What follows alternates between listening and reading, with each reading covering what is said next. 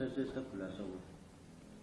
ये 16 तारीख को हमको एकदम से इंफॉर्मेशन कंट्रोल के थ्रू मिली थी कि नेवटा पुलिया के जाके जो रिंग रोड है उसके पास में नाले से में कोई जली हुई डेड बॉडी पड़ी है। उस पर मैं भी गया था, साथ में हमारे एसीपी साहब आदित्य काकड़े जी और हमारे एडिशनल डीसीपी ललित जी, हम सब मौके पे पहुंचे। हमने जाके देखा तो बॉडी जली हुई थी लेकिन चेहरा स्पष्ट था और पास में जला हुआ कट्टे जैसे एक रस्सी जो मिला था। हमने माइन्यूटली एफएसएल बुलाई, चेक कराया, आसपास में फिर हमने पता किया और जैसे तैसे सोर्सेज से फिर हमने डेड बॉडी को आइडेंटिफाइड धन्नालाल सैनी के रूप में हुई, जो ज्ञानेश्वर महादेव मंदिर हमारे मोहना इलाके में रहते हैं। उसके बारे में पता चला कि भाई वो परसों से नहीं है। तो ये फीडबैक भी हमारे पास में गुप्त रूप से आया कि भाई इसकी पति पत्नी की अनबन थी।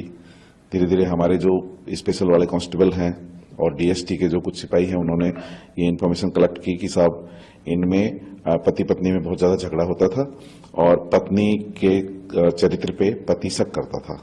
फिर जब हमने अनुसंधान किया और कॉल डिटेल से जब इनके दीनदयाल के और इसकी पत्नी का नाम सामने आया तो इनको हमने उठा करके इनसे गहराई से पूछताछ की सभी चीजों पे। तो फिर क्लियर हुआ कि जो श्याम साड़ी सेंटर मालपुरा गेट इलाके में है उसमें ये जाती थी काम करने, जबकि पति को बता रखा था कि फैक्ट्री में जाती हूं। दिनांक 15 तारीख को इसका पति वहां चला गया और इनकी आपस में लड़ाई झगड़ा हुआ।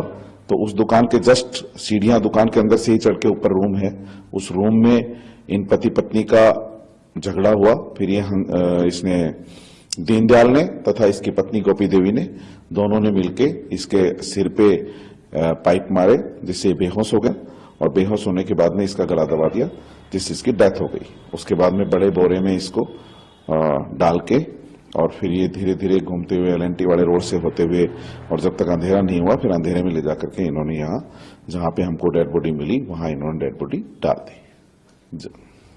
सर, परिजनों का ये भी कहना है कि जो धन्नालाल के पैर पे फ्रैक्चर था, अकेले वो जा नहीं सकता और एक मंजिल पे चढ़ भी नहीं सकता।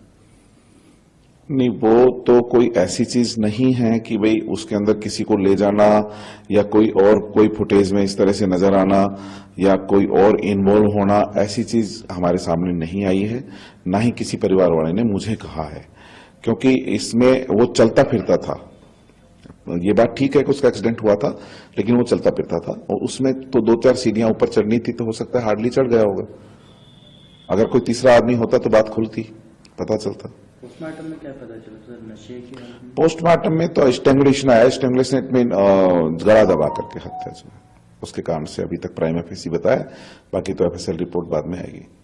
न्यूज नेशन अब व्हाट्सएप पर खबरों के ताजा अपडेट के लिए न्यूज नेशन के इस क्यूआर कोड को स्कैन करें।